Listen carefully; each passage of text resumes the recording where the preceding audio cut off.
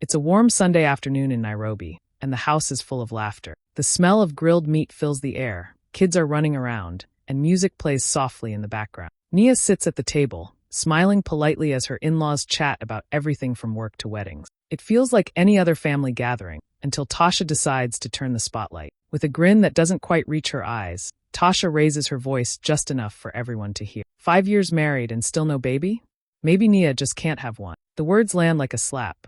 The laughter fades. Plates stop clinking. All eyes turn to Nia. Mwangi, her husband, lowers his gaze and says nothing. He just sips his drink, pretending not to notice. Nia's throat tightens. She forces a shaky smile and says softly, "Not everyone's blessings come at the same time." Tasha rolls her eyes and laughs. Blessings? Or curses? A few people chuckle awkwardly, unsure what to do. Someone coughs. The music feels too loud now, the air too heavy. Nia excuses herself, walking to the bathroom with her head held high until the door closes behind her. Then she finally lets the tears fall. She looks at herself in the mirror, mascara smudged, heart aching, and whispers, "Never again." That day, something inside her breaks. But beneath the pain, something new begins to grow, a quiet strength that no one, not even Tasha, will ever take from her again. That night, the house is quiet. The laughter from the family gathering feels like a distant echo. Nia sits on the edge of the bed, still wearing the same dress from earlier, her makeup smudged, eyes swollen from crying. On the wall across from her hangs their wedding photo, 2 young, happy faces frozen in time. She stares at it, wondering when that happiness started to fade. Mwangi walks in, loosening his tie. "Babe, don't let what Tasha said bother you," he says softly. "You know how she is. She jokes too much." Nia turns her head slowly, her voice calm but sharp. "She humiliated me, Mwangi, in front of everyone, and you just sat there." He rubs the back of his neck, avoiding her eyes. "I didn't want to make a scene. You know how my family can be." She lets out a short, bitter laugh. "The scene was already made. You just chose silence as your part." He frowns but says nothing more. Within minutes, he's lying beside her, scrolling on his phone, then drifting off to sleep. The soft sound of his breathing fills the room. Nia lies there staring at the ceiling, her heart heavy, her mind racing. When she can't take it anymore, she gets up and walks to the window. The streets below are quiet, a few cars passing by, headlights flickering through the curtains. She wraps her arms around herself and stares into the night. She remembers every cruel comment over the years. The aunt who said maybe she prayed wrong, the neighbor who suggested she see a herbalist, the pitying smiles from women who thought they were luckier. And through it all, Mwangi's silence hurt the most. He never defended her, never told them the truth. Her phone buzzes on the table. She picks it up and sees a message from Dr. Kamau. Reminder, appointment tomorrow at 10 a.m. For a long moment, she just stares at the screen. Then she exhales slowly, a tear slipping down her cheek. She looks out again, past the city lights, and whispers to herself, "It's time." It's not anger in her voice anymore. It's something stronger, something settled. She wipes her face, sits back on the bed, and glances once more at the wedding photo. The woman in the picture looks so hopeful. Nia touches the frame gently, then turns it face down on the nightstand. For the first time in years, she feels a quiet kind of power building inside her. She doesn't know exactly what will happen next, but she knows one thing for sure. The days of suffering in silence are over. The next morning, Nia wakes up early. The sun is just rising, casting a soft orange light across the city. Mwangi is still asleep beside her, snoring lightly. She moves quietly, dresses in a simple outfit, and leaves the house without saying a word. The ride to the clinic feels longer than usual. Every bump in the road seems to echo the ache she's carried for years. At the clinic, Dr. Kamau greets her with a warm smile. "Good morning, Nia. You look tired," he says gently. She manages a faint smile. "It's been a long weekend." He nods knowingly and gestures for her to sit. On his desk, a manila envelope sits waiting, her test results. He picks it up and hesitates for a moment before speaking. "Have you told your husband yet?" Nia shakes her head slowly. "No, he'll find out soon enough." Dr. Kamau studies her face. He's been her doctor for years, the only one who knows the truth. And the truth is painful but simple. Mwangi is the one who can't have children. She's known it for a long time. The first time the doctor told her, she sat in this same chair and cried for hours. Not because of the diagnosis, but because she knew what it meant. She knew society would never blame him, they would blame her. And she was right. For years, she's carried that secret like a heavy stone in her heart. Every insult, every pitying look, every cruel comment from Tasha, she took it all in silence, to protect her husband's pride, to keep his image safe, to keep her marriage from falling apart. Dr. Kamau slides the papers across the desk toward her. "The results confirm the same thing," he says quietly. "It hasn't changed." Nia looks at the papers but doesn't touch them. She already knows what they say. What surprises her is that, for the first time, she doesn't feel like crying. There's no panic, no heartbreak, just clarity. She stands up slowly. "Thank you, doctor," she says, her voice steady. He looks at her with concern. "Are you sure you're okay?" She nods, a small, calm smile forming on her lips. "I'm more than okay." As she walks out of the clinic, the sun is brighter now, the air warmer. She steps onto the busy street, watching people rush by. Mothers holding babies, couples laughing, children running. It used to sting to see scenes like that. But not today. Today, she feels something new rising inside her. A plan. A decision. Power. She takes a deep breath, lifts her chin, and whispers to herself, "No more hiding." For the first time in years, Nia walks away with dry eyes and a clear heart. She's done protecting lies. From this moment on, she's protecting herself.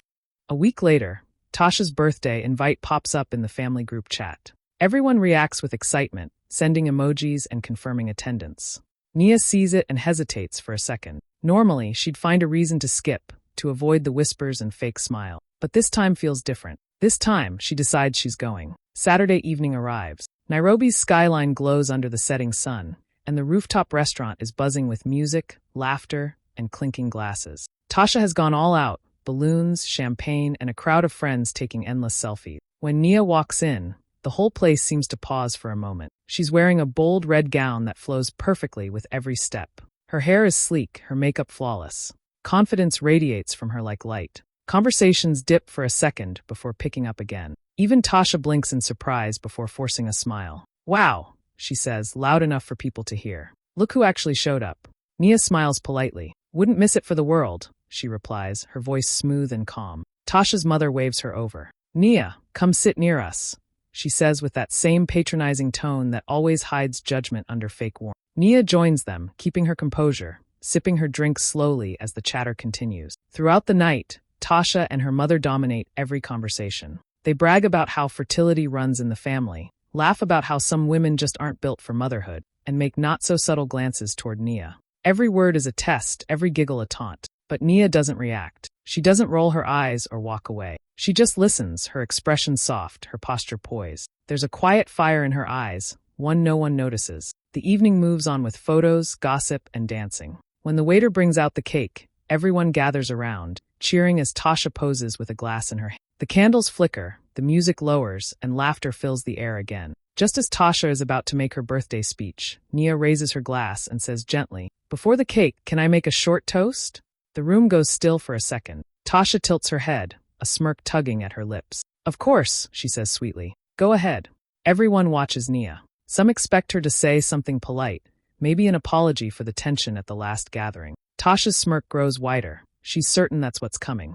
But Nia's calm expression doesn't match the room's tension. She looks around slowly, her voice steady and clear. "It won't take long," she says softly, eyes glinting under the warm lights.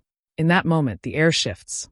Tasha doesn't realize it yet, but she's about to learn a lesson she'll never forget. The music softens, and all eyes turn to Nia as she stands, her wine glass catching the light. She looks calm, too calm.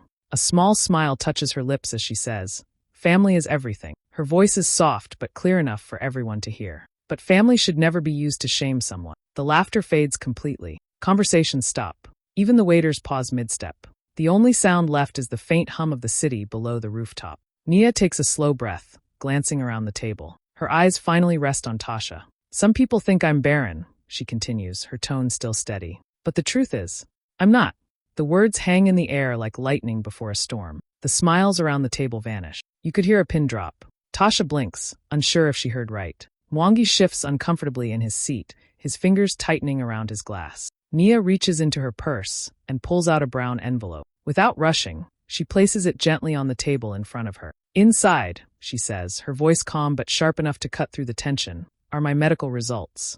You can read them, if curiosity is stronger than kindness."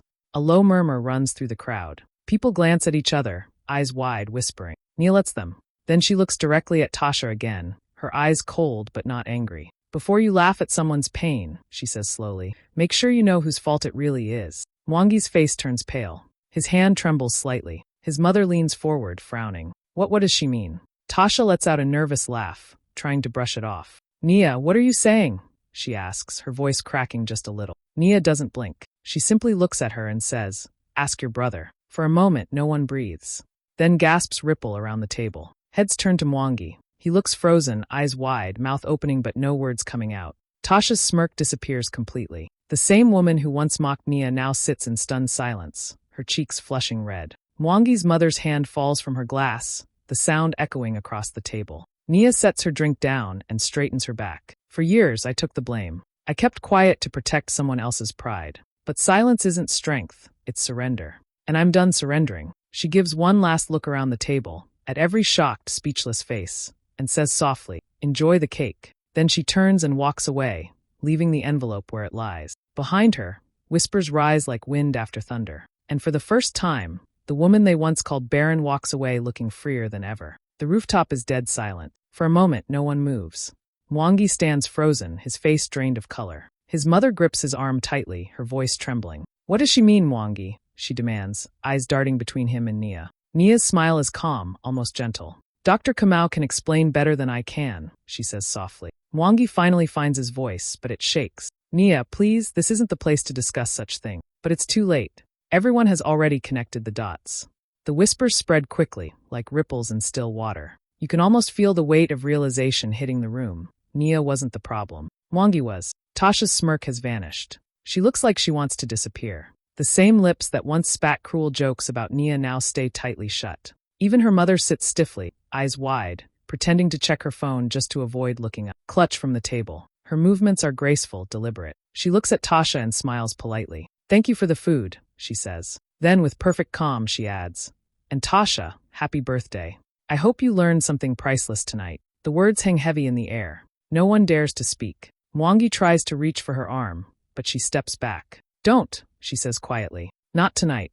And with that, she turns and walks toward the exit. Her heels click against the tiled floor, echoing through the silent restaurant. Every pair of eyes follows her, some in shock, some in admiration, others in guilt. The elevator doors close behind her, and the moment they do, the murmurs start again. Questions, disbelief, awkward laughter trying to fill the space she's left behind. But Mwangi just stands there, staring at the door like he's watching his world fall apart.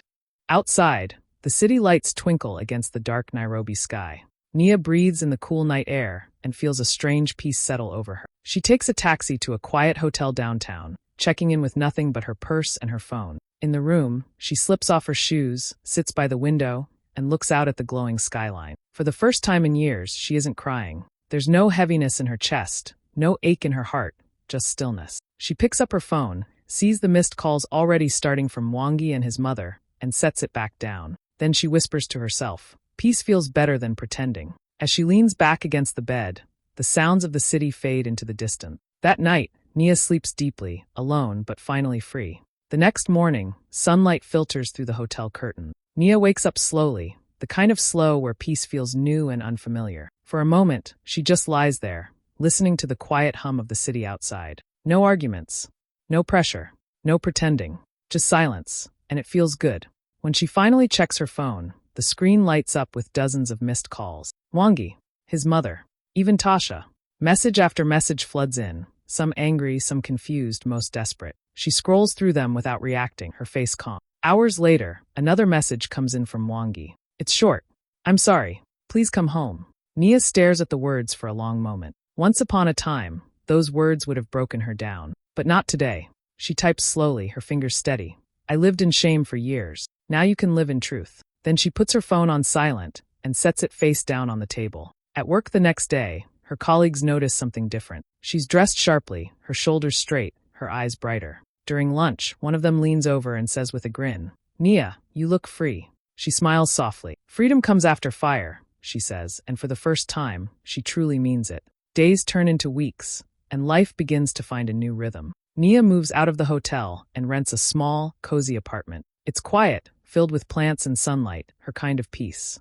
She spends her evenings reading, journaling, and rediscovering herself piece by piece. One afternoon, while scrolling online, she comes across a post from a local women's foundation that supports women who've been blamed or abandoned because of infertility. The words hit close to home. Without hesitation, she signs up to volunteer. Her first day there, she sits with a small group of women, each carrying their own stories of pain and judgment. Some cry, others just stare at the floor. When it's her turn to speak, she doesn't give them statistics or advice. She simply shares her story. I know what it feels like to be blamed for something that's not your fault, she says quietly. But your worth isn't tied to what you can or can't give someone else. You are enough. There's a long pause, then a few tears, then soft nods around the room. In that moment, Nia feels something shift inside her. The pain that once crushed her now feels lighter, almost useful. She walks out of the foundation that day with a new purpose in her heart. The shame that once defined her story has turned into strength. She no longer carries the weight of silence. Instead, she carries a mission, to make sure no other woman carries it alone. Months pass, and Nia's life slowly takes on a new shape. She now lives in a bright apartment in Westland, small but beautiful, filled with warmth and plants she's learning to keep alive. The view overlooks the city skyline, and every evening she watches the sunset with a calm heart. It's her new beginning. Her days are busy but fulfilling. The foundation has grown, attracting women from all walks of life. Some come seeking help, others come to volunteer. Nia has become the quiet strength behind it all. The woman who once hid in pain now helps others find their voices. One warm afternoon, the foundation hosts a special event on women's health and emotional healing. The guest speaker is none other than Dr. Kamau. When he walks in, everyone claps. His reputation and kindness are well known. Nia greets him warmly. It's been months since she last saw him, but their mutual respect hasn't changed. During his talk, Dr. Kamau speaks passionately about compassion and truth. As he wraps up, he pauses and looks toward Nia. Before I end, he says, smiling, I want to acknowledge someone very special here today. The audience turns to her. She's a woman who faced humiliation, judgment, and pain. But instead of letting it destroy her, she turned it into strength. She turned cruelty into compassion. Ladies and gentlemen, please appreciate Nia for showing us what courage looks like. The room fills with applause. Some of the women wipe tears from their eyes. Nia feels her heart swell, not from pride but from gratitude. For the first time, she realizes how far she's come. She no longer sees herself as a victim of circumstance. She's a survivor, a teacher, a voice. After the event, as people start to leave, one of the volunteers hands her a bouquet of white roses. Attached is a small note. The handwriting is familiar. She opens it slowly. I'm sorry for my silence. I'm getting help. It's from Wangi. For a moment, she just stares at the words. A rush of old emotions flickers, sadness, nostalgia, even love. But they pass quickly, replaced by something softer. Acceptance. She smiles, a quiet, bittersweet smile. She places the note back in the envelope and sets it aside. She doesn't feel the need to respond, not out of anger or pride, but because there's nothing left to say. Her silence now isn't the same silence she once lived in. Back then it was fear and pain. Now it's peace.